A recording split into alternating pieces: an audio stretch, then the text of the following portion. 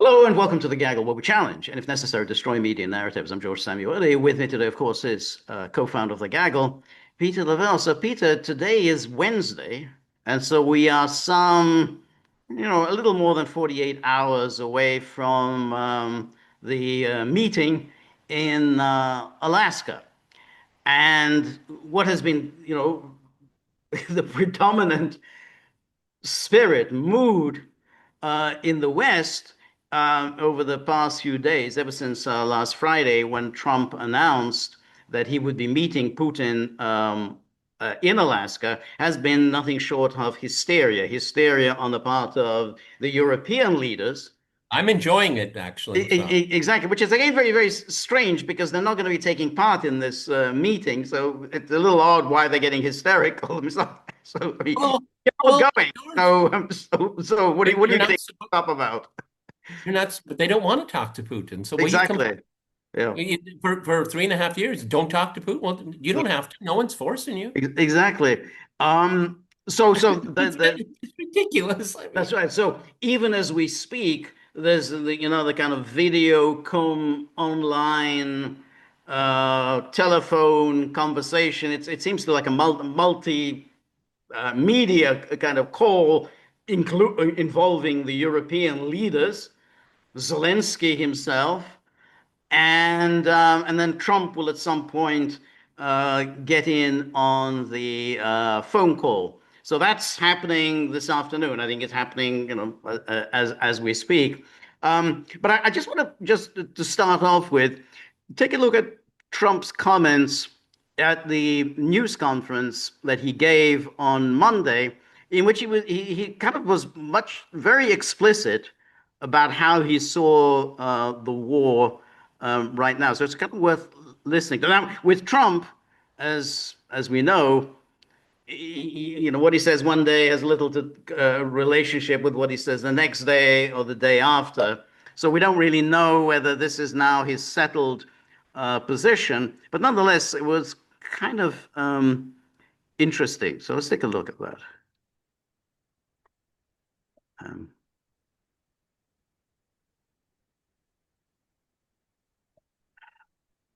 Always happens. This. Buying things from us, and NATO is paying us. I got it raised from 2% of So GDP to 5%. And they're paying us for everything that we send. We're not paying. But Biden approved $350 billion. Europe has spent $100 billion. The money that's been spent and the death is incredible. It's the worst thing that's happened, by far the worst that's happened since World War II. So I'm going in to speak to Vladimir Putin. And I'm going to be telling him, you got to end this war. You got to end it. And he wasn't going to mess with me. This war would have never happened. We had a discussion about it one time, and we never had that discussion again. Would have never happened. And when the election was rigged, and then Biden took office, which was barely took office, the auto pen took office. Bad things started happening. Bad things, stupid things were said, and it ended up in a war. And the big, and I don't believe this will happen anymore because I have that pretty well covered. This could end up in a third world war. This could have been a third world war. I don't think that's going to happen. But I thought it was very respectful that the president of Russia is coming to our country as opposed to us going to his country or even a third party place. But I think we'll have. he said that because he mistakenly said earlier that he was going to Russia, everyone. oh, he did. Maybe as I'm Okay. flying out, maybe as I'm leaving the room, I'll be calling the European leaders who I get along with very well. And, I have a great relationship, I think, with all of them. And I get along with Zelenskyy, but, I disagree with what he's done. Very, very severely disagree. This is a war that should have never happened, wouldn't have happened. Now, that's a very interesting when he says there about Zelensky. I disagree with what he has done. This is a war that should never have happened. So he's basically saying that Zelensky played his hand very foolishly, Yep. and so he's acknowledging this here. So that's already departing quite drastically from the Biden NATO view. This is Russia's war of aggression. Ukraine's an innocent victim, and Well, so on. he's echoing what I've been saying all along is that the Zelensky crew volunteered for this and Yes. They calculated wrong. And now the reckoning is upon him and all the rest of us. Right. But I'll be speaking to Zelenskyy. The next meeting will be with Zelenskyy and Putin, or Zelenskyy and Putin and me. I'll be there if they need, but I want to have a meeting set up between the two leaders. I was a little bothered by the fact that Zelenskyy was saying, well, I have to get constitutional approval. I mean, he's got approval to go into war and kill everybody, but he needs approval to do a land swap.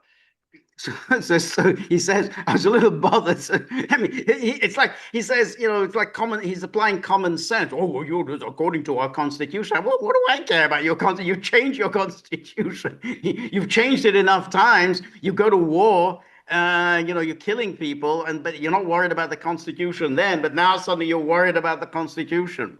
Again, Trump is right for the wrong reasons, but I'm not going to push back. All right, go ahead. Right. No. Yeah. But I think he's clearly.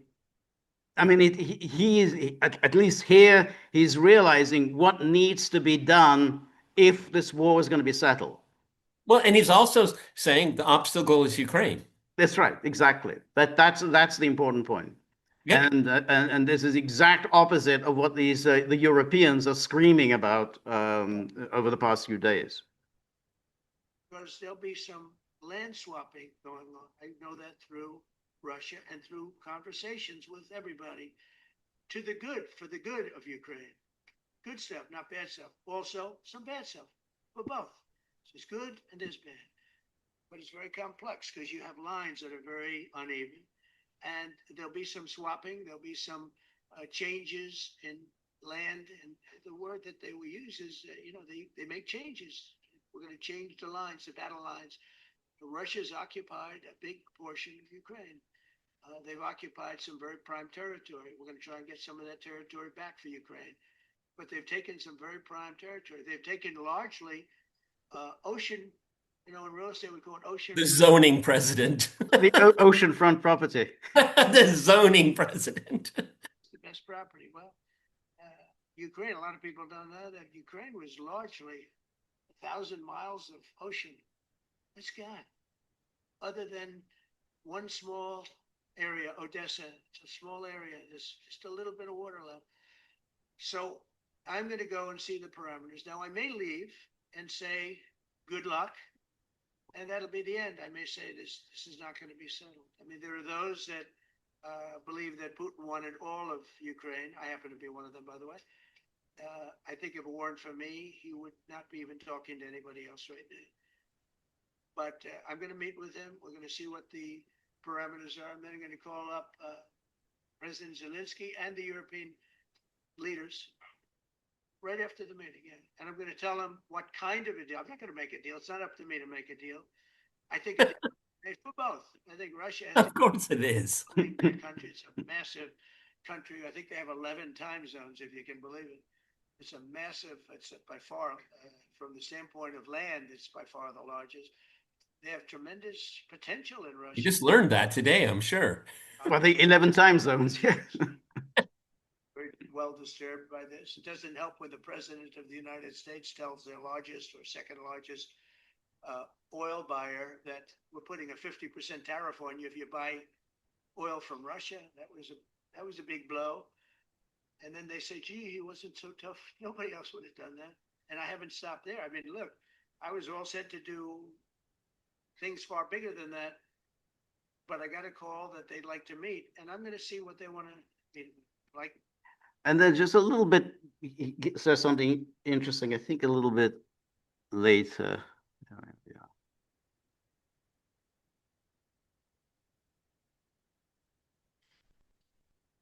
Vladimir Putin would go toward business instead of toward war. It's a warring nation. That's what they do. They fight a lot of wars. A friend of mine said Russia's tough because they just keep on fighting. They beat Hitler, so did we. And they beat Napoleon. They've been doing this for a long time. I asked a question to a very, very smart man that some people like and some people don't like. Viktor Orban, right? From Hungary, the head of Hungary. And he's in that same area and knows the two countries very well. I said, this was before Biden didn't do anything to get us out of it. He could have gotten us out of that. It would have never happened. I said, so can Russia be beaten by Ukraine? He looked at me like, what a stupid question. He said, Russia's a massive country, and they win their country and they win their life through wars. They fight wars. That's what they do. He said, China beats you with trade. Russia beats you with war. It's a very interesting statement. China's not beating us with trade. Not when I'm in charge, but they were. So that's his perspective. Now, um, it's very He interesting. talks to himself a lot, Yes, he doesn't talks to himself, but you can also see how his mind is working. And I think it's clear that he's realizing that the NATO plan isn't going to work. I mean, that if he does embrace, as it seemed like a couple of weeks ago, he was just going to embrace the NATO Biden plan, then this is just going to go on. The war will go on. It will indeed be Trump's war. He's going to leave office with this war continuing. And so he's now kind of figured out that, hey, I got to get my hands around this, and that we have to make, major concessions. He's going to tell the Ukraine to make major concessions. I mean, that's what he was thinking on Monday. This is how he was saying, we don't yet know what happens on Friday, but he's clear that that he's realizing what needs to be done if he? this is going to be settled. Well, then here's a question for you, a legitimate one, because I've been thinking about it all day. Um, Putin and Trump come to some kind of understanding. We'll put it under the rubric of swaps. Okay, whatever that means. I don't Right. want to go into the nitty-gritty Right. about it because I think it's irrelevant personally. And so they come out with a proposed um, a plan to end hostilities and to bring everyone back to peace. What Trump's back door is that, well, the Ukrainians will say no, but then Trump will say, well, Yep. the war is going to go on, but it's not my war. Right. I offered a way out. I went, you know, traveled across the continent. Okay. I didn't leave my country, but I went pretty far. And the other guy even went further. Right. Okay. And so I'm beginning to go into the area of thinking Trump is going to say, look, what else do you want from me? I Right. want to end this war. I went the extra mile. Um, I got swaps, whatever that is. And the Russians know full well that Zelensky, this is existential for him. I mean, it's for Zelensky, this is to be or not to be in the most vivid way. And so the Russians will say, well, we agreed with Trump. Right. And the Trump will say, well, the Russians are on board for this. Right. That's his wiggle room out of this. And you could, from Trump's perspective, in his mind, it's a win Yep. in his mind. What do you think of that? Well, I think it's quite possible. I would think also that, okay, essentially when we talk about land swaps, we're kind of thinking about more or less, this, it'll be some sort of a ceasefire, not far from the current lines of contact. So it would be a ceasefire, but then you'd have to add some other things to sweeten the pot.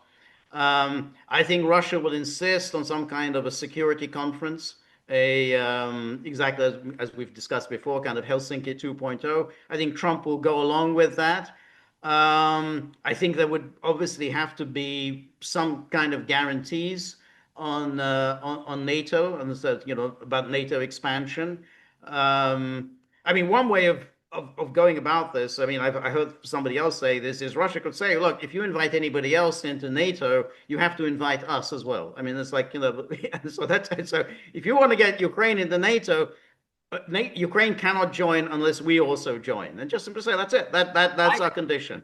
And I've been saying this for donkey years, is that to avoid the kind of confrontation that we've seen with Ukraine, is that in international institutions such as NATO, in even other trade fora, is that Russia and Ukraine should go in together. Okay, I said this way before Maidan even. Okay. Right. Yeah. I mean, yeah, yes. I mean, you gave the other caveats here.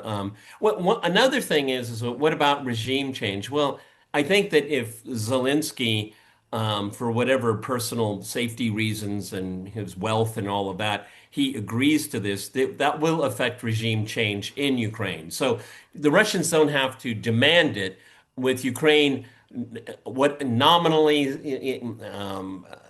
in some way, shape, or form, agree to the formulation that Trump and Putin come to, that will be the regime change because it will But be untenable for him. but Zelensky does have an out. He'll say, "Look, this was forced on me. You know, what could I do? The Americans rammed this down my throat." Also, this recent Gallup poll, which says 69% of Ukrainians really want this war to come to an end very soon, that would indicate that public opinion really is gone turned against the war in Ukraine, and that therefore an accommodation, we lose territory, isn't going to go down that badly in Ukraine. They're tired of this war. They're tired of losing lives. So it's not really going to be such an unpopular decision. I mean, it may still lead to his Oh, downfall, I think all the but it'll more be so. a popular decision. Hey, I'm bringing this war to an end. Yeah, but I mean, he can't. I don't think he's going to be able to have it both ways, okay? Because Ukraine will have lost, and it will be acknowledging that it lost, and then people are going to say, "Why did we lose?" All right. Well, the Russians are always going to be blamed. Trump is going to be blamed, All right. but this is going to be Zelensky and his. Right. But he can, he can get out. He can leave the country. Oh, he can If look. it turns menacing against him, then his life is in danger. I think he'll leave. Well, I think the last time we talked, he was flying off to.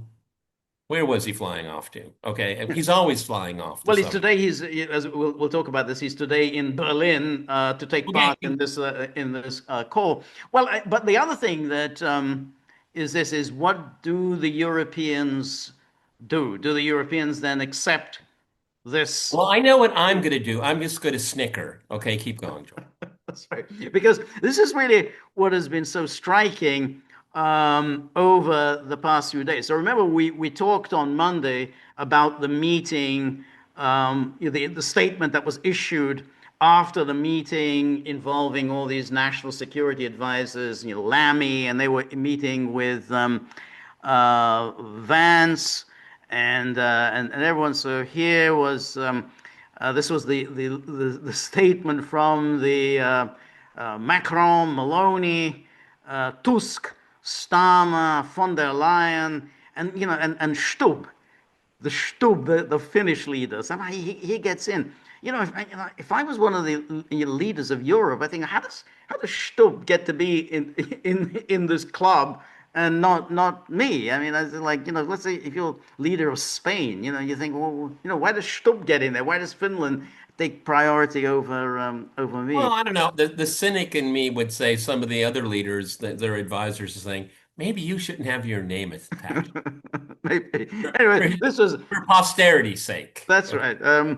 This was the statement, blah blah, and then of course they say we stand ready to support this work diplomatically as well as by upholding our substantive military and financial support to Ukraine. So they're absolutely still talking about that, including through the work of the coalition of the willing, the coalition of willing, by upholding and imposing restrictive measures against the Russian Federation. So we Okay, want well, we let's look at the first part of that. We stand ready to support this work diplomatically as well as by upholding our substantive military and financial support. Those are contradictions. yeah, That's a contradiction. of course they are. But they do it deliberately because it confuses readers. Because when you say one thing and then you say something, the opposite in the next word, then people don't know what you're talking about, and that's Well, the well, general idea. so why don't we put it in straightforward English?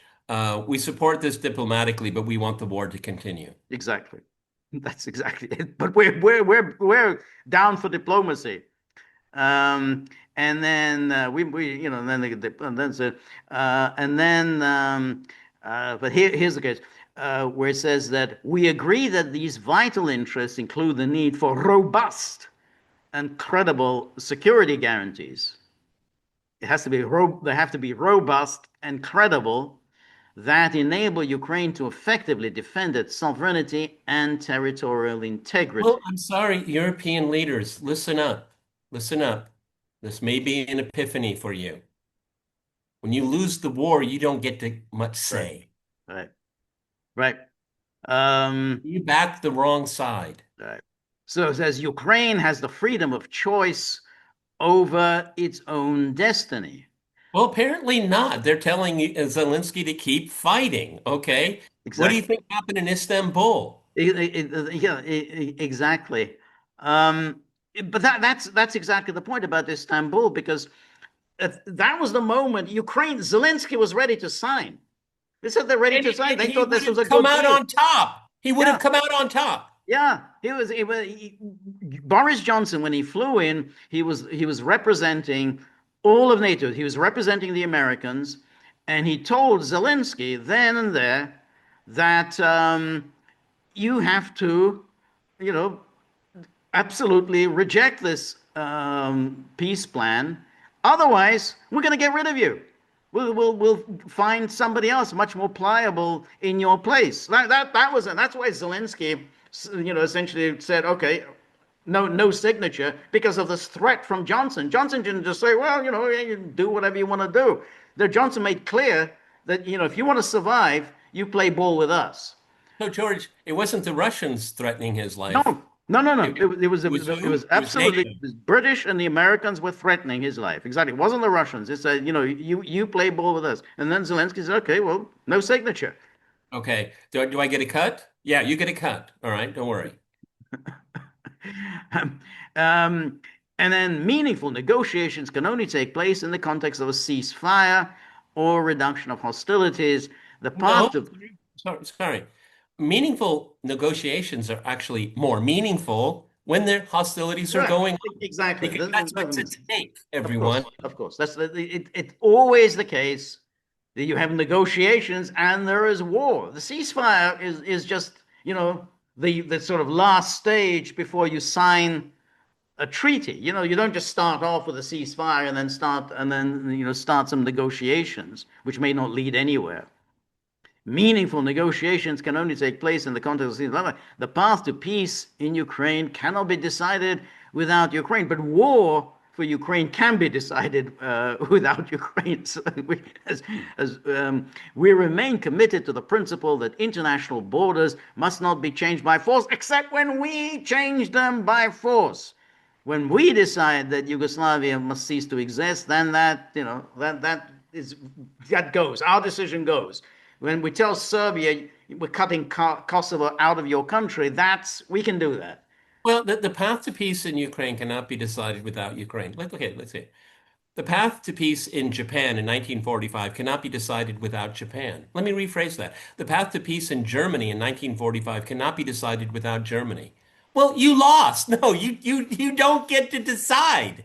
Right, right. That's how it works. Yeah. That's why you shouldn't go to war. Not a good idea. Not a good idea. In 1941, December 1941, the Japanese decided to go to war. Okay? It was a strategic blunder Right. against the United States. Okay? How much did they get to decide in August 1945? Not much, George. No, You know no, why? Because no. they lost. That's right. That's right.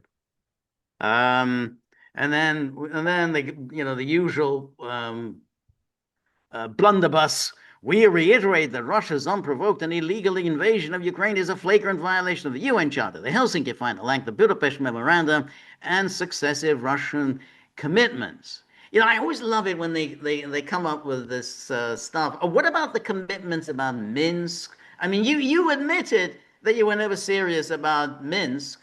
Will you, And why are you highlighting the Helsinki Final Act? What about NATO expansion? Exactly, again, the Final Act and the UN Charter. Well, UN Charter was certainly violated by all of the acts of Western aggression. Coalition of the willing, kind of, in the case of Libya, in the case of Iraq, and so on. That was a violation of the UN Charter. Helsinki Final Act. when you simply destroyed the internationally recognized borders of Yugoslavia. So I wouldn't even bring that up. And the Budapest Memorandum is a joke. Okay. I mean, we've talked about that many times. So all of this, and then we continue to stand firmly by the side of Ukraine. We are united as Europeans and determined to jointly promote our interests. And What are those mutual what are they? They say it over and over again. I have no idea what they're talking No, about. no, no, no. I think they're trying to suggest that they feel frightened by Russia.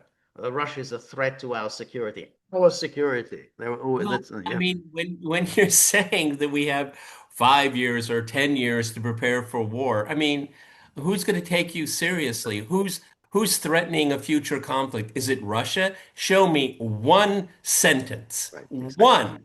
That's right. And Exactly. what we're flooded. We're in a deluge of war fever Right. in the West. Right.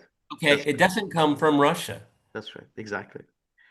Um, and then so that was the Oh, conference, the George, no. Downing Street. The next day we had the a video conference of the foreign affairs ministers of the EU, Okay, led by Kaya my Kallas. eye already hurts. Why are you showing this picture to me? Okay, keep going. On Ukraine, transatlantic unity, support to Ukraine, pressure on Russia is how we will end this war. You haven't done a very good job, and prevent future Russian aggression in Europe. Yeah, but I thought, George, they're not involved in this war. That I think that's important to point out, everyone.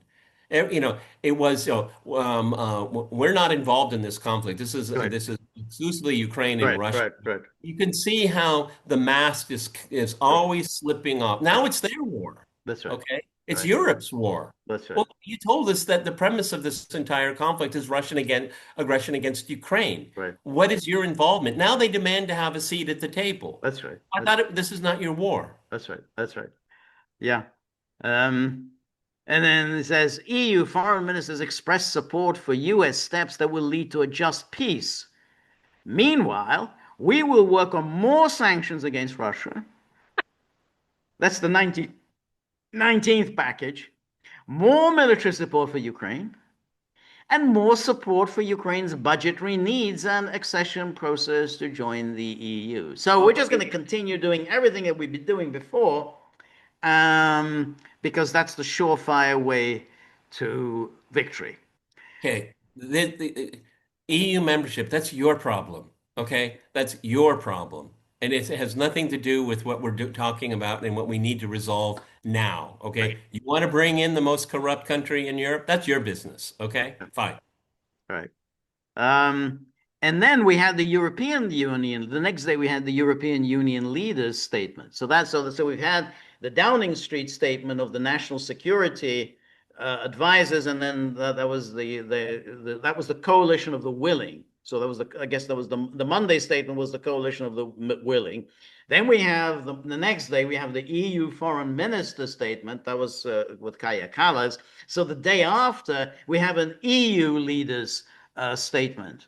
Hey, George, is this like group therapy or something?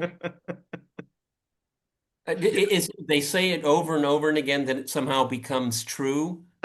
I think so. Like I believe in flying rainbow-colored unicorns. If you say it enough times, it's going to happen. Is this what's happening? Right. This But sounds like you're right. But the interesting thing is, I always thought group therapy works the other way. You're supposed to kind of accept reality. That's the point of group therapy, because otherwise there's no point in therapy if you're just going to indulge your fantasies. yeah. I mean, this is dystopian therapy.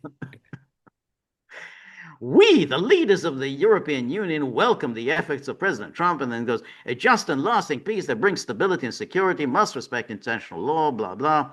And then the peoples of Ukraine must have the freedom to decide their future. The path to peace in Ukraine cannot be decided without Ukraine. Meaningful negotiations can only take place in the context of a ceasefire reduction. But the Europeans have never been interested in negotiation. No, not at all. They're only talking like this is because of Trump. That's the only reason they've suddenly started talking about diplomacy and negotiation. They've had all these years. to initiate diplomacy. And all these years and some negotiations, and then they never bothered to do so. But now they're pretending that they're interested in negotiations. And then Russia's war of aggression against Ukraine has wider implications for European and international security. And then the European Union, in coordination with the US and other like-minded partners, will continue to provide financial, economic, humanitarian, military, and diplomatic support to Ukraine as Ukraine is exercising its inherent right of self-defense. Well, this is where they're kind of jumping the gun a little bit, because we just don't know what's going to happen in Alaska. Because that's why I say, oh, the Americans are going to go along with this, but they may not. It depends on what happens during the negotiation. But say, oh, well, no, we're going to continue with everything with the Americans. We're going to keep providing military, diplomatic, humanitarian, economic, everything. We're just going to do as before. Yeah, but the U.S. might not be on board for That's any. it. Exactly. You don't know this, but there you're seeing what their plan is. I mean, that's essentially they want to trap Trump into supporting their agenda of continuing this war. I mean, that's the whole purpose of today's online video telephone conversation involving Trump. And then Ukraine, capable of defending itself effectively, is an integral part of it, and blah. And then European Union and member states are ready to further contribute to security guarantees based on their respective competences and capabilities. So they're going back again to these security guarantees, which clearly are non-starters. I mean, this is again where they want to go. Oh, we need security guarantees. We have to be there. Yeah, but see, gets to the heart of the problem here. The European Union and member states are ready to further contribute to security guarantees for everyone? No, definitely not. No, see, that is No. the problem here. No. It's only exactly only for Ukraine. Only it's like we Europeans, we're the only ones entitled to security. And this is the European Union underlines the inherent right of Ukraine to choose its own destiny. So now they keep saying this. Where does it say anywhere that anyone has a right to join any military alliance he wants, irrespective of how your neighbors might react to having a hostile military alliance on its borders? And it's entirely, Ukraine's right to choose its own destiny. And the same military alliance is predicated as deeming Russia as an enemy. Exactly. It's a hostile military alliance. And so, how dare you complain about this? Hungary does not associate itself with this. George, that's so touching. You gave it a separate slide. I like that. Because it said under the statement, Hungary does not associate. So 26 out of 27 signed on to this. Hungary does not associate itself with this. Is out in the last news cycle.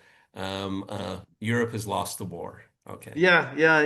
And he sent out a kind of he sent out a sort of flurry of tweets, precisely that. But of course, he said some time ago that you can't just demand a place at the negotiating table. You basically have to earn a place at the table. You have to have already done something to facilitate peace. You can't just say, we demand a place at the negotiating table. Well, you haven't done anything. I mean, it really is like, well, I demand a place at the supper table, even though you haven't brought any food, you haven't brought any wine, you haven't helped to prepare any of the food. But we demand a place at the table. And you've been insulting the host. Exactly. Okay. That's right.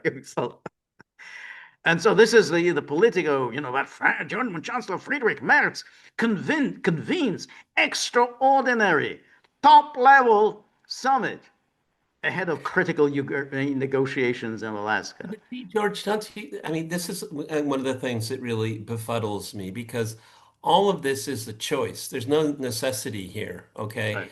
And what the Europeans are doing is building themselves up for such an utter humiliation. Why go down that path? Yep. Why don't you just back off? Just Right. back off. Be quiet for a Right. change. But I think they Because think, yeah, you're creating this quagmire.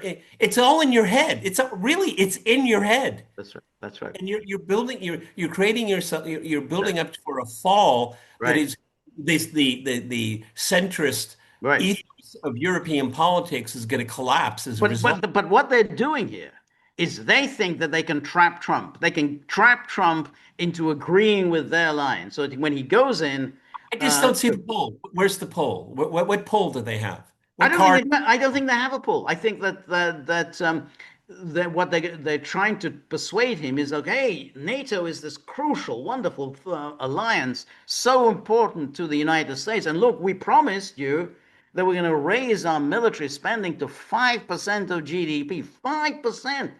We deserve something. We deserve to be taken seriously. Give And me a hamburger today and I'll pay you on Tuesday. that's Thanks. that's what they're trying to do. That's their line. I mean, that they're going to say we deserve you for your consideration. Yeah, well, Uh, these are the same people that were the backers of the Minsk yeah, process. yeah, yeah, yeah, yeah. Okay, okay. Um, and um, and so anyway, he goes on, blah blah. The call comes ahead of this, and then Merz and other European leaders demand that Putin first agrees to a ceasefire. Well, he's not going to do that before any peace talks or land swaps between Moscow and Kiev take place. They all have also made clear that any potential territorial exchanges must be balanced and agreed with Kiev. Well, Oh, Kiev's not going to agree. I mean, well, you have to agree. Well, they're not going to agree. yeah, again, this is a huge contradiction right in front of them. Um, they have also made it clear that any potential territorial exchanges must be balanced and agreed with Kiev. You're making the demand on Kiev, but no, you're the decision maker. Right, right, They're saying that they're speaking for right, Ukraine, but right. isn't Ukraine a sovereign state that can speak for No, itself? that's right. That's right. Now, Deutsche Welle explains exactly what As Trump the would say, another real beauty. in Yeah. other beauty. So they're explaining how this is going to work. This call. So the German Chancellor Friedrich Merz has arranged a series of virtual meetings. They're going to be the virtual in an attempt to have the voice of Europe and Ukraine's Volodymyr Zelenskyy heard ahead of the summit between US President Donald Trump and his Russian counterpart Vladimir Putin. Here's what's happening this afternoon. Merz and Zelensky are holding bilateral talks at the Chancellery in Berlin over lunch. So, But at least he gets a free lunch out of yes, it. exactly. The German food is pretty decent. Following their lunch, Merz and Zelensky are due to hold online discussions with the leaders of France, Britain, Italy, Poland, and Finland. So it's going to be online, as well as the heads of the European Union and NATO. So therefore, presumably Ursula will be on hand, as well as Mark Rutte. And then after this, they will then have a video call with US President Donald Trump and US Vice President J.D. Vance. So It's they're both interesting. going to be. It's interesting. JD is really embracing this. Right. There are real political implications of that for Vance. I hope it works out for him at least. Yes. Merz and Zelensky are due to address a media conference, so presumably that'll be after this conversation with Trump, but won't take any questions from reporters. They do to address a media. Well, I mean, then why don't you just put out a bulletin? Okay. I mean, I this found is that so so baffling. ridiculous. It's a media conference, But there but won't be won't any take any questions. questions from reporters. The so-called coalition of the willing, Ukraine's military European backers, including Germany, France, and the UK, will also hold discussions. Be a lot of talking. Was it? And it's only Wednesday. Only Wednesday. Um, so, and then here's the Guardian. Says European leaders will speak, blah blah, and it says representing Team Europe. So, represent, they're coming out the bat. The host, German Chancellor Friedrich Merz, Finnish President Stubb, Emmanuel Macron, Giorgia Meloni, Donald Tusk, and Keir Starmer. So that's going to be the batting order. Uh, And we got Ursula in the bullpen. Okay. Yeah. exactly. They will be joined by Ursula, European Council President Antonio Costa, and that famous Trump whisperer, NATO Secretary General Mark Rutte. And then there That will be, of that course, tongue in cheek. I don't know. I don't know whether it is. To be honest, Yeah, I don't know. I would just call him a shoeshine boy. they will Or be. they said famous Trump admirer, also known for his daddy language. That's right. And then Zelensky obviously will be on hand. The series of calls will begin with internal consultations between European leaders and Zelensky around 2 p.m. local time. So that was, that's come and gone, followed by a call with Trump and a debrief of the coalition of the willing later. I wonder Um, if they get Zelensky on. Are you sitting down? You should sit down. The call with Trump will be the European leaders' last chance to substantially shape Trump's thoughts going into the meeting on Alaska on Friday and repeat some of the red lines put forward by Ukraine. Hey, George, we've been following Trump for a long time, and everyone knows watching this podcast, George and I never spare criticism of Trump, and sometimes we're very scathing. Do you think he gives a hoot one way or another No, what any people no, have to say? no, that's right. But they say this is the last chance. How do you know it's the last chance? It's still only Wednesday. I can see Starmer putting in a phone call tomorrow, and then Macron putting another phone call later on in the day, and then Merz before you fly to Alaska, can I bend your ear a little bit? I know, Mr. Trump, that you didn't want to go to the prom with me. I'm really heartbroken, but maybe you've given it some second thought. Okay. That's I mean, right. don't you think I'm a better suitor than Vladimir Putin? Yes, that's Please. right. Exactly. I mean, this Um, this is really kind of, varsity juvenile level. It's so undignified. It's completely undignified. But you see, I mean, this hysteria is nonstop. Started on Friday. It was actually Friday night as far as European time goes. So it's been since Friday night, and we're only into Wednesday afternoon. This has been nonstop. This European hysteria. And then here's Trump, who sent out this truth today saying, very unfair media is at work on my meeting with Putin, constantly quoting fired losers and really dumb people like John Bolton. This is actually very amusing. John Bolton has kind of become a hero in Yeah. American media. Everything, all the catastrophe of the Iraq War, his role in that, all that's been forgiven and North forgotten. Korea. Yeah, all of that. I mean, he's one of the worst human beings ever. But they're using him because he hates Trump and is on the right side as far as they're concerned on Russia. So really dumb people like John Bolton, who just said that even though the meeting is on American soil, Putin has already won. What's that all about? We are winning on everything. The fake news is working overtime, no tax on overtime. I think that's a joke. It's a little, Yeah. can't quite get it, but okay. It's part of the big beautiful bill, but yeah. Yes, it's part of it, but I don't know what its No, relevant. it's a bone being thrown to his base where you don't Yeah, get yeah, taxed. yeah, I remember working jobs where I craved overtime, but I realized I would have to pay a lot of tax on it. It's yeah. it's a It's true. decision to make. Keep going. If I got Moscow and Leningrad free, it's interesting, touching that he brings up Leningrad.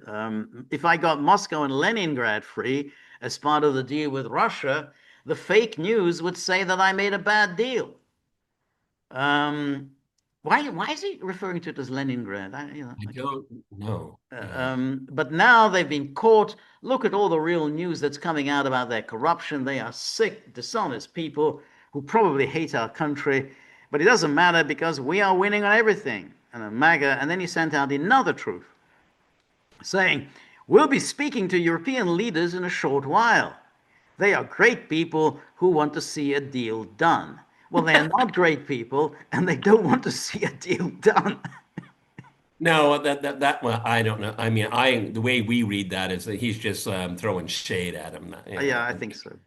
Um, and then Zelensky, sends this stuff out. You're saying, "Oh, that we will not allow Russia to deceive the world. We see that the Russian army is not preparing to end the war. On the contrary, they are making movements that indicate preparations for a new offensive operation." Well, that's the time when you end the war, when you're in a Yeah, that's you just let the cat out of the bag there. Okay. Yeah. Yeah. And if you look at people that know, and there's actually a very small number of them online, I'm not going to denigrate anyone here right now, but yeah, the Russian offensive is very, very real. Okay. And if you look, and this is coming from Ukrainian media also, there's panic. There's panic in Kiev right now. Right. They're, And then he sends out another one saying, "So far, there's no indication whatsoever that the Russians have received signals to prepare for a post-war situation." Well, because it's not post-war. I mean, why would you prepare for a post-war situation if it's not post-war? On the contrary, they are redeploying their troops and forces in ways that suggest preparations for new offensive operations. If someone is preparing for peace, this is not what he does. No, No, no, no. You prepare offensives to force a peace. exactly. Um, and again, he's sending all He's the. got time on his hands, huh? He does have a lot, yes. And the pressure must be exerted on Russia for the sake of a just peace. Ukraine's and our partners' experience must be used to prevent deception by Russia. At present, there's no sign that Russians are preparing to end the war. And so that he just keeps sending the stuff out, and so that was that's his position. Now, one thing that is kind of interesting in some of the media coverage is now that how particularly the Western media are playing this idea that somehow that Trump doesn't have the grown-ups around him. That there used to be these grown-ups around Like Bolton. yeah, Like like John John Bolton. Bolton, the foreign policy, the Russia experts. He doesn't have Russia experts And don't around. forget Lady Graham. Okay. Lady Graham. And so naturally, whenever they talk about Russia experts, they make the references. They all make these references to Fiona Hill. That's because they don't know anyone else other than Fiona Hill. So they say, "Oh, Russia expert, Fiona." They don't mean, well, why doesn't he bring Richard Sakwa along with him, or why not bring, Chas Nikolai Friedman. Petrov? Chas Friedman would be a good person. Exactly, Chas Friedman or Jonathan Haslam. I mean, they never mean that. They say, "Oh, he's going to bring Fiona Hill." So here's just a sampling of some of these articles that have just appeared in the last 2 days. Oh, you've got to have the grown-ups. The grown-ups. We're missing the Yeah, grown-ups. well, everyone, the grown-ups got us into this mess. Exactly. Exactly. Here's the Guardian. Trump alone in a room with Putin is a recipe for disaster. I just find there's something so ridiculous. Um, And it says the lessons of Helsinki are clear. Putting Donald Trump alone in a room with Vladimir Putin is an unpredictable and often dangerous affair. Well, why was it unpredictable and dangerous? Because the Donald Trump's own foreign policy elite backstabbed him. Yeah, Okay, Fiona Hill backstabbed him. Okay, exactly. it wasn't Putin. Putin is a footnote to that That's right. meeting. That's exactly right. Exactly right. That was the point. That the grown-ups, they backstopped him. They were the ones who were instrumental in the impeachment. All of the people who were working for Trump, those creatures like Vindman and Eric Charamonte or Charamella, and of course Fiona Hill herself, and there were these others who were supposedly working for Trump, staff people. They were his staff people who engineered his impeachment. And so, it was in 2018 when the two leaders met and to discuss the collapse of U.S.-Russia relations, accusations of election interference, and the grinding war in East Ukraine. By the time he came out of the room, Trump looked dazzled by the Kremlin leader. Asked by the press conference about the conclusions of the U.S. intelligence community that Russia had interfered in the election, Trump said, President Putin says it's not Russia. I don't see any reason why it would be. Well, I mean, in the last few weeks, everyone, It's all you're absolutely right. in the last few weeks, Exactly, exactly. again, you can, again, this is what makes Trump such a difficult person to analyze because he was right about Russiagate. Mhm. You're absolutely right. And it's clear that even the professional intelligence people said, hey, there's no evidence for all of this. But the media, this was hysteria, 2018. That was the Russiagate hysteria. And then they quote here Fiona Hill, Trump's senior Kremlin advisor on U.S. national security, later said that she had considered pulling a fire alarm or faking a medical emergency to end the press conference. Why didn't she just resign? That's exactly it. That's the point.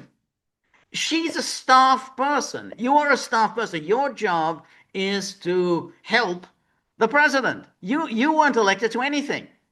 You were, he gave you a job. Your job was to help him. And she somehow decides that she is handling U.S. foreign policy. That she's in charge of U.S. foreign policy. Oh, she went to fake a medical emergency. She's done herself no favors. I don't have the list in front of me, but I think it was published by Responsible Statecraft. No, I think it was in the British media. I mean, a number of who's who in foreign policy wrote an open letter against her, Right. against her Yeah. for her warmongering, scaremongering Right. approach. Right. She's now working for the British government. Apparently, she's part of the Defense Review. I mean, you know, anyone going to Fiona Hill to get a This defense? proves if you get everything wrong, you still have a future. You always do. It's only if you get things right that you get punished. But that's where you get punished. Yeah, that's right. And then she'll say, that's the way Trump does it. He just wings it. And Okay, well that's not within your purview, lady. it's not Okay. within. That's the point. He was elected on a particular platform. I mean, in 2016, he was elected on a platform to improve relations with Russia. He won the election. He ran for office. He won an election. You didn't run for anything. So therefore, you have no right to go around sort of thinking that you know better and then you know what should be done. Similarly, in 2024, he promised he was going to bring the war in Ukraine to an end. He promised it. That way, he ran on that platform. And Putin likes sparring. He prides himself on being able to be light on his feet in these kinds of settings. Well, That's a bad thing. that's a bad thing. Also, he was very unhappy about Helsinki. And that's when he said this was a shit show. So I don't know whether he likes this. The lack of advisors in the room has raised a key question. Will any agreements made in the private setting, even if interpreters or other note takers are present, lead to lasting outcomes? What do we care about interpreters and note takers? I mean, as if that, anything depends on them. But this is a theme. We mustn't allow Trump and Putin to be alone in a room together. This is an interesting perspective here because that's what the Russians are going to be thinking. Okay, can Trump keep his word? That's what they're going to be worried about. Okay, because as George and I said in our I think it was on Monday, is even if this is wrapped up, whatever wrapping up means, because we don't know at this point, the hostilities and offensives against Russia will continue. Oh yeah. No, that's right. That's why I think if there's going to be any kind of an agreement in Alaska, I think it will have to include some sort of a security conference. I mean, even if that doesn't lead to anything, but I think the Russians are going to insist on something like that. We need to discuss future security in Europe. And then says, this is a similar event took place during the Helsinki summit when Trump exited the room and said that he had made an agreement with Putin for U.S. law enforcement to have access to the GRU operatives accused of influencing the U.S. election. Putin later said, in turn, he would have access to Americans responsible for pushing the Anti-Corruption Magnitsky Act. This is completely misleading. The issue was that there were all these accusations of Russian interference, and Putin suggested, well, why don't your experts come to our experts, and they're going to sit down. You present your findings. We will present our findings on your interference in our internal affairs, and then we'll see. As the experts will see where the truth lies. And Trump said, yeah, that's not a bad idea. What's wrong with that? And of course, nothing came of that because it was a shit show. But in itself, I think that was a reasonable way to settle these issues. Basically, you reveal to us some of your intelligence, we'll reveal some of our intelligence, and that's how you try to get somewhere, is through a negotiation. Of course, that went nowhere, Hill Yes. said. Yes. Trump hadn't fully understood what Putin had said to him. Yeah, well, I mean, I would flip it and say it went nowhere because they didn't want to know, they didn't want to expose that it was a fraud. Exactly. Okay? Exactly. That was the point. That's exactly the point. It was going to be a fraud. They would say you don't have any evidence of Russian election interference. And then here's Financial Times. No experts in the room. So Donald Trump. This is the memo that was sent out. No expert. Exactly. That's what it is. There's a memo gets sent out, and all the media. This is one of the criticisms of the Soviet Union. Izvestia and Pravda. They got the talking points, and they repeat. This is exactly the same thing. This is legacy state media. That's right. That's right. Here in 2018, Helsinki, when Donald Trump held a joint press conference with his Russian counterpart Vladimir Putin at the Helsinki summit, it went so badly that his top Russian advisor Fiona Hill later said that she had contemplated faking a seizure in an attempt to shut the whole thing down. Because people like Fiona Hill were torpedoing it. They sabotaged it. They sabotaged it. But exactly, they all have that story. You've got you're all to say that story about how Fiona Hill was planning to fake a medical emergency, which itself only reflects badly on her. I mean, the idea of faking an emergency. George, what if it had happened? And what? And what? And what? Exactly. And what? She'd have been taken to a hospital, but the summit would have continued. Yeah. Yeah. Well, you're absolutely right. Nothing would have changed. Nothing would have changed. And then when Trump meets Putin in Alaska, Russian experts are not likely to be in the room. We don't have any Russia experts. Negotiations with Moscow have been led by real estate developer Steve Witkoff, a foreign policy neophyte, while career experts have been sidelined, maligned, and forced out of their job. Yes, but these career experts have been a catastrophe. What diplomacy have they actually engaged in over the past 15 years? What diplomacy? I mean, it's been steady deterioration of relations with Russia. Oh, the career experts. Well, this foreign policy neophyte, at least he's got somewhere. I mean, he hasn't had much success, but at least there's some dialogue, and he managed to get the summit in Alaska, so he managed to achieve that. But I mean, the idea, we want the career experts who haven't done any diplomacy at all for years and years. Read the next paragraph. It's good. Ahead of a high-stakes meeting with Putin, U.S. government officials would typically be working furiously to ensure the president is well briefed and ready to tackle any topic the Russian leader may raise. Oh, they would be furious. Well, yeah, that's what John Bolton did when Trump met Kim, right? That's right, exactly. That's right, exactly. Said we're just going to go and bring our trucks in and ship everything out on our trucks. Well, that ensured a complete failure of those negotiations with Kim. Just like that, we're just going to bring the trucks in, and that's all. No negotiations, nothing. The NSC, which is responsible for coordinating input from across government agencies, would typically lead preparations for summits. Oh yeah, like they did in 2018. Yeah, keep That's right, going. exactly. That's exactly. Fiona Hill and all the rest of them. But in Trump's second term, the NSC has been drastically pared back with dozens of foreign policy and national security experts. Who are these experts? You know, Vindman, that's your expert, who, according to him, he was working for the U.S. government, and he claimed that he had been offered the position of defense minister of Ukraine 3 times. I don't know if it's true. Yeah, that's right, 3 times. And anyway, more than 1,300 officials were let go at the State Department last month as part of a government-wide drive to slash the federal workforce because they haven't been doing anything. There's been no diplomacy. I mean, if you're failing, then you just basically you've got all these jobs. If you're not doing anything in those jobs, those jobs will be eliminated.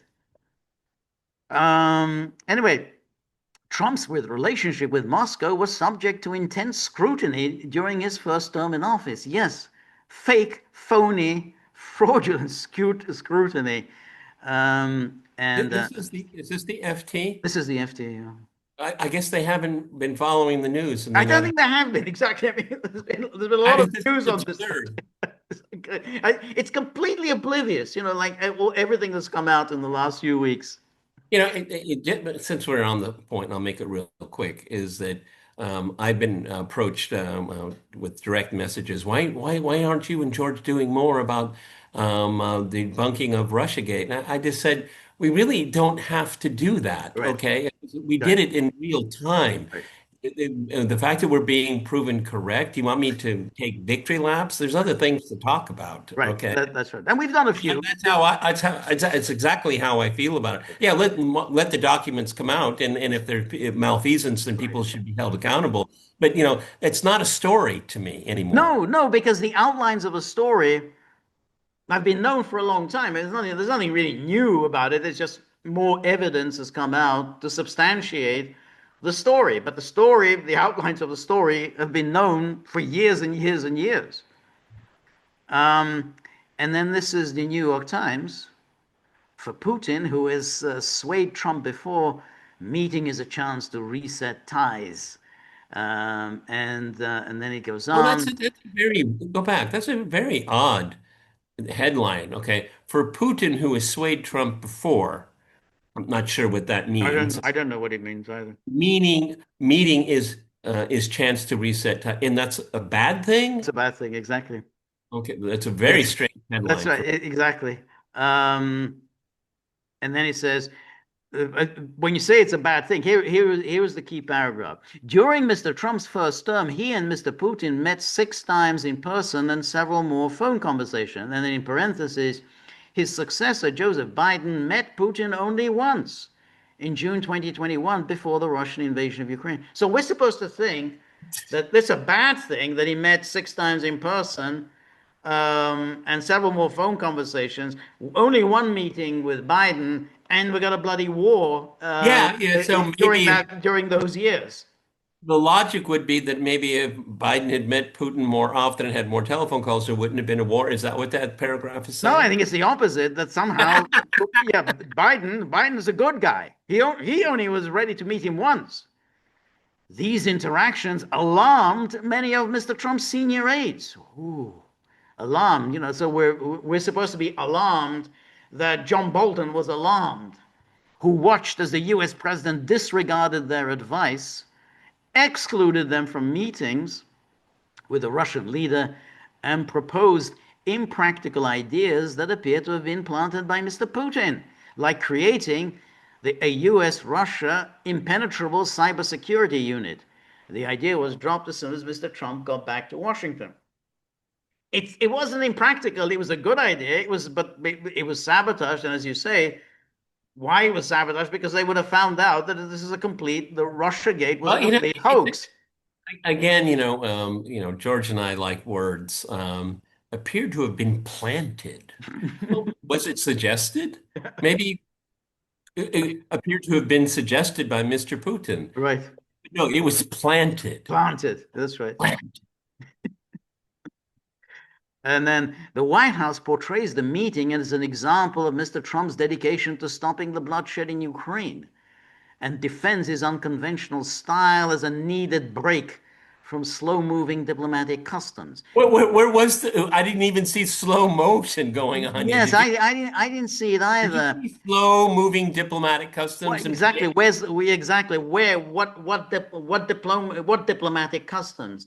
And this is but this is great. But critics worry that the hastily planned conversation will play into the hands of Mr. Putin, a former KGB agent known as a master manipulator. You always wonder at what point we're going to get the whole KGB thing, which happened 40 years ago. Yeah, and when are we going to get Boris and Natasha's cartoon figures pop? And guess who we're going to quote from now? Mr. Bolton. I think he believes he should reel Trump back in and believes his KGB skills will do that. John Bolton, the grown up in the room. He's the adult. Um, um, and then the Russian leader may also benefit from the fact that Mr. Trump, in contrast to his first term, has few advisors pushing back against Mr. Putin's worldview. Again, this is this whole mantra. It's really quite maddening. Um, in talking points. Um, Vladimir Putin believes that the moon is a satellite of the Earth. So does Donald Trump. Ah, see, Trump is mimicking That's right. That's Putin's right. talking. You That's see right. how that it's a lazy man's argument. Okay.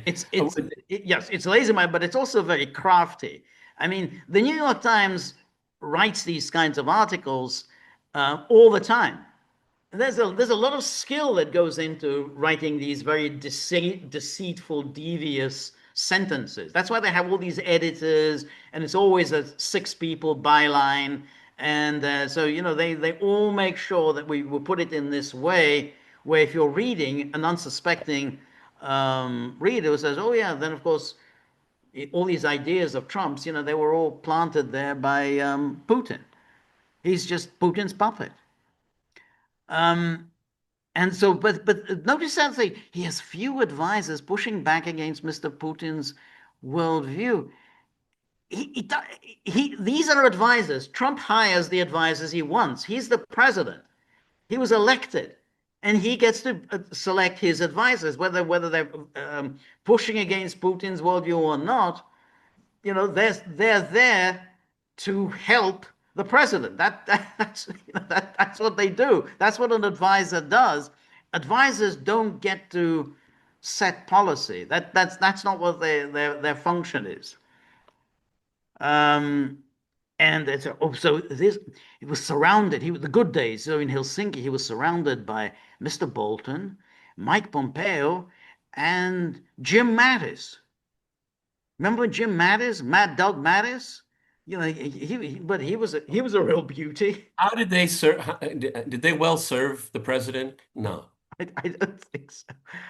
Today's Secretary of State Marco Rubio is the lone member of Trump's inner circle with a clear record of criticizing Mr. Putin. He's the lone member who Yeah, has the clear yeah. record of The criticizing. neocon. Right. He's the lone member with a clear record. But even Mr. Rubio, who also serves as Mr. Trump's national security advisor, has softened his tone since joining Mr. Trump's cabinet. Yeah, because he's there to serve the president. He's there in order to work for the president. You see, the way they describe these things, this is under the Constitution, the president gets to determine national security policy. This isn't the parliamentary form of government where a prime minister has to listen to the cabinet. He can be outvoted by the cabinet. Yeah, under the British system, a prime minister can be outvoted by the cabinet. They can just say, no, we don't agree with your policy and you're not going to pursue this policy. It doesn't work in America. The president sets policy, and if he doesn't like his staff or his cabinet members, he fires them. But they want to pretend that somehow the American system is somehow different from what it is. And then when the men first sat down together at the G20 summit in Hamburg in Germany in 27, Mr. Trump was joined only by his Secretary of State, Rex Tillerson, and an interpreter. After the meeting, Mr. Trump took the interpreter's notes and ordered him not to disclose what he heard. This has to be the stupidest sentence the New York Times has ever written, and that's saying something. An interpreter's notes belong to the government. Of course, the president says, "Give me those notes." They are property of the government. I mean, they're not your personal notes. You were there in serving the government. The notes you make as part of your service of the government, and the government confiscates your notes. They belong to the government. The suggestion, oh, these are your kind of personal notes, like where you put your cooking, laundry recipes or whatever. I mean, it's like, oh, he took away the interpreter's note, and there's a dark suggestion that there was something. And then, but in fact, Rex Tillerson, when Nixon met Brezhnev, they had one interpreter present, a Soviet interpreter. Nixon didn't trust any of the American interpreters, but there was no one else present. Nixon and Brezhnev were there by themselves with one interpreter, Soviet interpreter. But what they're suggesting is that something that's very sinister. It's just and one interpreter, and he took away those interpreters' notes. Took the interpreter's notes and ordered him not to disclose what he heard. That's the president's prerogative. That's exactly. And what do you expect him to say? Yeah, sure, talk about it with your friends, discuss it with your wife. It goes back to the perfect telephone call with Zelenskyy, okay? Right. How is the president supposed to do negotiations, okay? When he has no privacy. That's his job. He was elected, Yep. if you like him or not. That's his prerogative to do that. You're right. The New York Times was really. I really hope it goes out of business soon. I really, because Exactly. it doesn't add No, to the no. conversation anymore. It's dining out on the reputation it built up years and years ago. 70. And this is just twaddle. I mean, it's absolute rubbish. I mean, it's so flagrantly false, complete mischaracterization of summits. It was, Reagan and Gorbachev summit was also, they're there one on one, no one else is present. Here, at least Rex Tillerson was present. They're one on one, and there's an interpreter, and then the interpreter has to surrender his notes. It's an obvious thing. There's nothing, in any way suspicious about it. Well, I would be, George, I'd be willing to wager a lot of money that every president does that. Every president does it. Of course they do.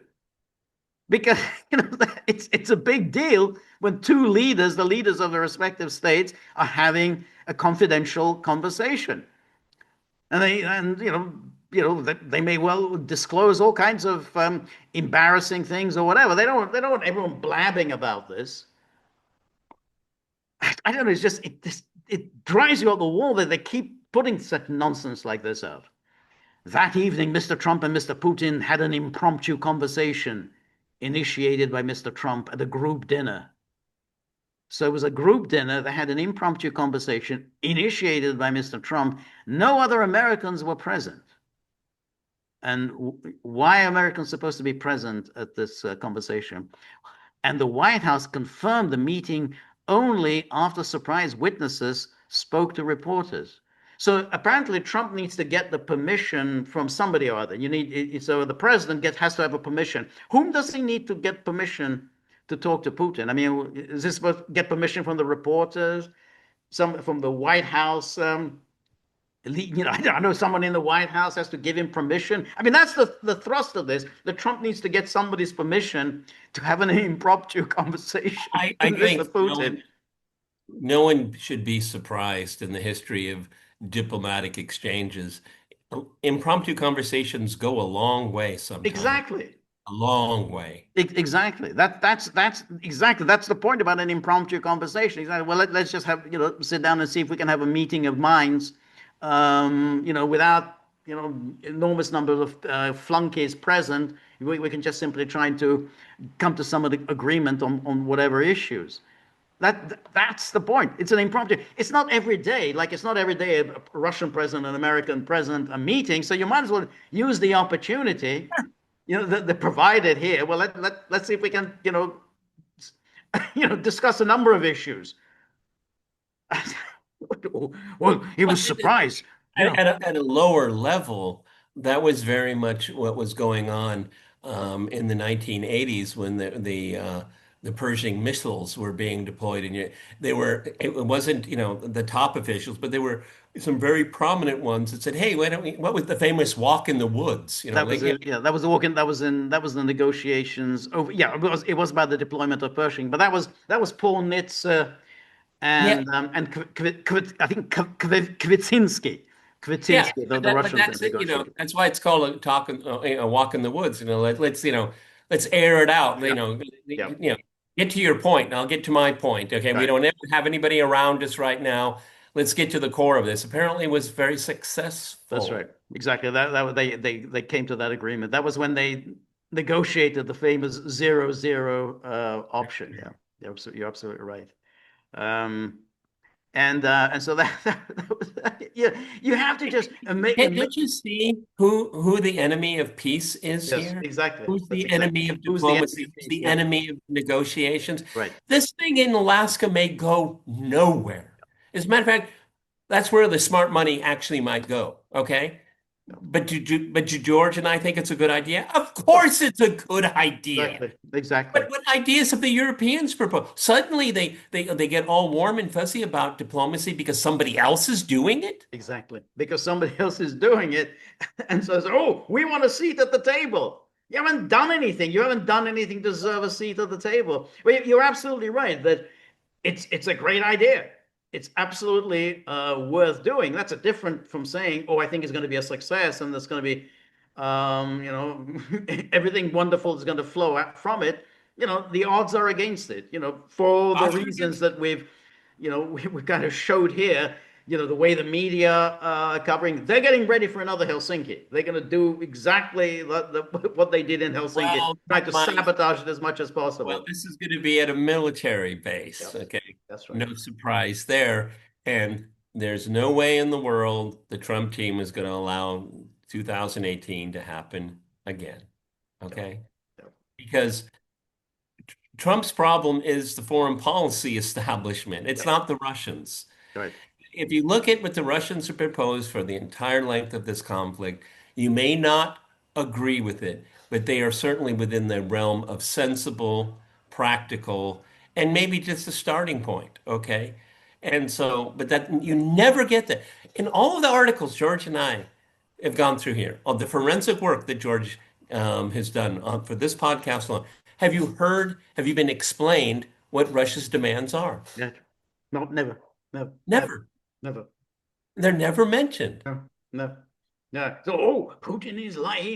He's light on his feet. He's going to spar. He's going to outwit Trump. But say, well, okay, what does Putin want?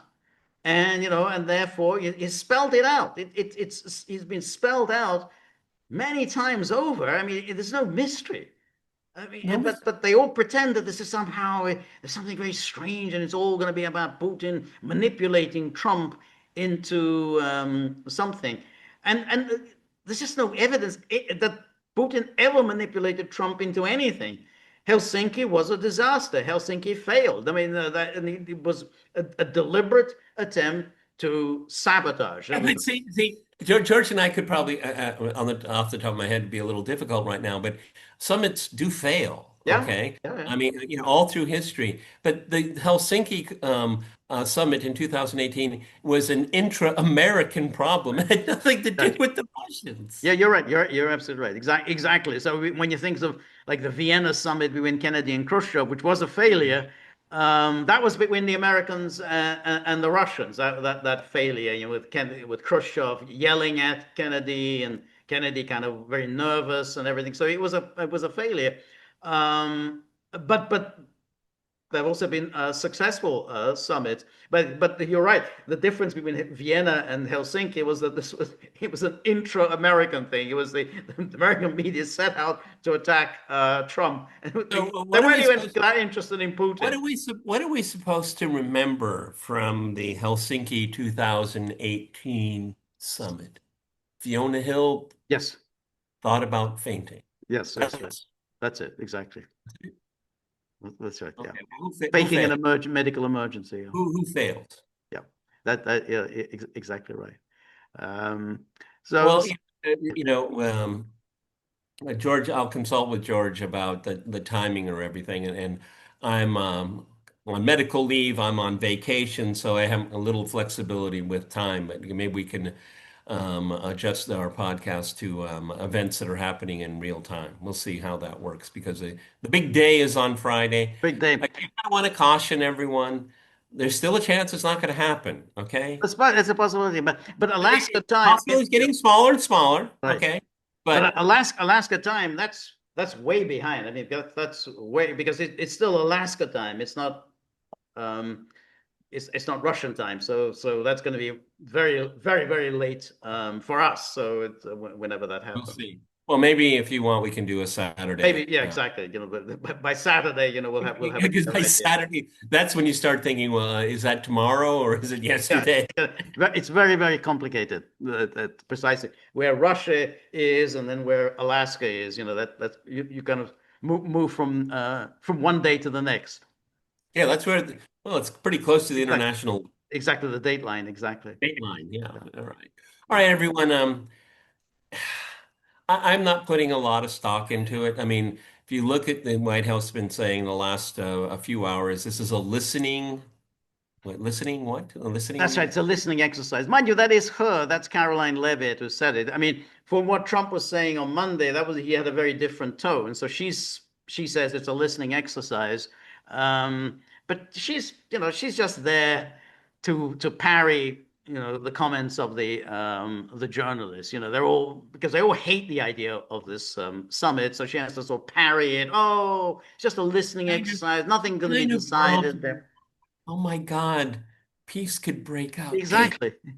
Exactly. They're horrified by this. horrific. Horrified. I mean, like those articles that we just looked at, the Times, Financial Times, these are the biggest media organizations in the world. Oh my God, Trump is not going to be there with the experts. And we got to have the experts. Where are the experts? John Bolton, the expert. Well, what they're doing is they're signing their own obituary because you know what? Neoliberalism over the last at least 50 years has been run by the experts. Look how it's turned out, Yeah, everyone. yeah, no You question. know, that's why there are these some podcasters out there that I really like to listen to. Don't always agree with them, and sometimes I very much disagree. But it's not the ivory tower Right. No. bestowing its knowledge upon us. It's But they don't even go to the ivory tower. They don't go to the academics. I mean, like mentioned Richard Sakwa, he's an expert, but they don't mean that. They mean somebody who can be relied on to spew the usual nonsense. Like Fiona Hill. Oh, let's go to the Atlantic Council. Let's see who the Atlantic Council goes. Oh, let's go have Anne Applebaum. Oh, she's an expert. Oh, Anne Applebaum. Well, yeah, that's what they mean by expert. The people who can be relied on. I mean, like if Stephen Cohen was still alive today, they certainly wouldn't say, "Well, let's get Stephen Cohen on board." Oh, if Stephen Cohen were alive today, I would handcuff him to Trump. Okay? Because Stephen Cohen wouldn't be telling Trump what to do. He'd be telling him, don't listen to this guy. Don't listen to this That's lady. right. Don't listen to these people. Exactly. Okay? Exactly. Exactly. That's exactly what Stephen Cohen would be doing right now. Yeah. God, we miss him so much. It's such a treasure for people like George and myself in our social milieu, as people like to say, because he has never been replaced. Yeah. No. Never. No, that's And he will never be replaced. Okay. yeah. All right, we're building up. I mean, I don't know. It's we get these are rare moments, where the playing field is wide open. Right. Okay, Right. because as I put out on Twitter, I mean, usually, since the Second World War anyway, these things are curated very carefully and all of that, and that's not a bad thing if outcome is good, but maybe we should take this ambiguous moment and look for the positive side of it. We could be pleasantly surprised. Exactly. It's a big event. I mean, there's no question. This is a very big event. Whether anything positive comes out of it or we will be disappointed or whatever, but this is a huge event. There hasn't been a summit with Putin till Geneva, which was a failure with Biden. Trump and Putin haven't met. I think 2019, I think they went when they met at the G20. So it's a long time ago, and I think it's a big event. Now, we kind of think about the glory days of the summits. They were big events. I mean, we think about the Nixon Brezhnev summits, the Reagan Gorbachev summits. They were huge events. So, we'll have to see, but we have to at least be, try to be optimistic. Try to Yeah, hope, I try to mean, be hope that something comes out of it. it's really interesting the positions that we've taken on so many things is that first of all, I think I can speak for George and prove us wrong. Right. Okay, I'd be really more than happy. And then if there's a possibility, then why not try it? Yeah. Okay. Right. Well, we look at it from a completely different Yeah. perspective than these. Yeah. They want failure. They don't want an attempt. They want failure. This is the world that they thrive in because Yes. that pays that's their paycheck. Yeah. That's their bread ticket. That's it.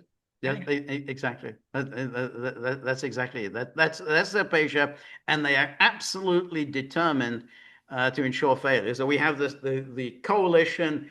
Well, it's the coalition of the willing. You have the Europeans who, having eschewed diplomacy all these years, suddenly, oh, Yeah, we're but for diplomacy. Give us a place at the negotiating table.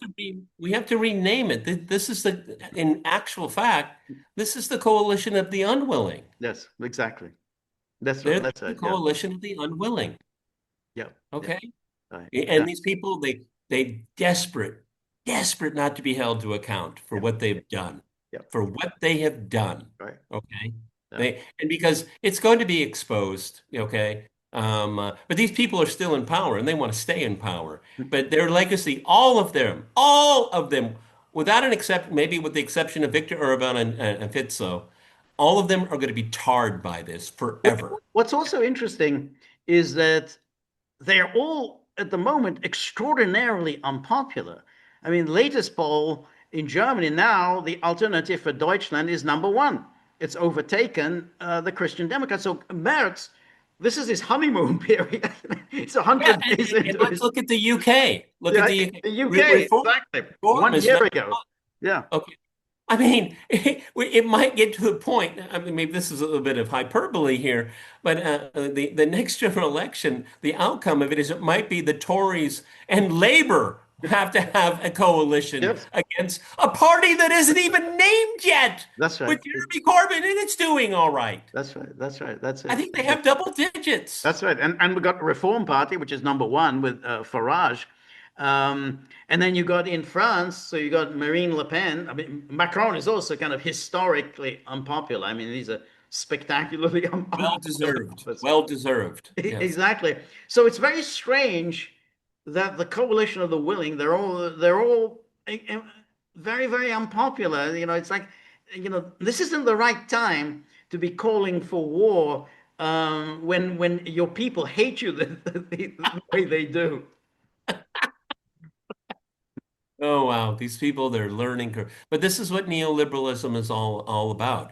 You shut out dissent, you shut out questioning views, okay, and you get into this really it's a world it's groupthink on steroids, okay, and they think wrong, Yeah, okay. That's why I asked George, is this therapy? Because you're only talking to people that agree with you. that's right. Where's the That's dissenting voice? that's In all those articles, no, there's did no did, descending. did they say one per Richard Sakwa? Did you interview No, him? exactly. That is so extraordinary that when you watch the media coverage, let's